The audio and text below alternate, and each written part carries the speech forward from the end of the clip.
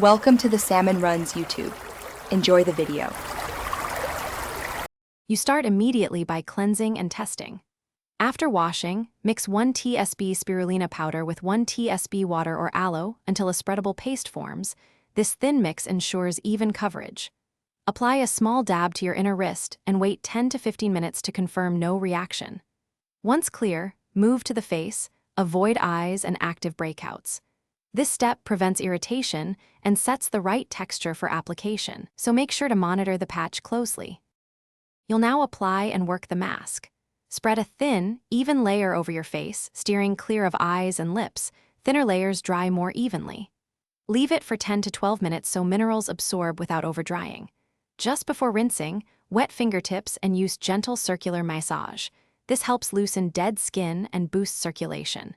Then rinse with lukewarm water, using soft movements to remove residue. Make sure to follow immediately with a hydrating serum or moisturizer to lock in moisture.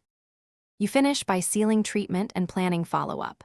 Pat your face dry and apply a gentle moisturizer or facial oil to restore barrier function. This is crucial because spirulina can be slightly drying. Use the mask 1 to 2 times per week and make sure to space sessions about 3 days apart.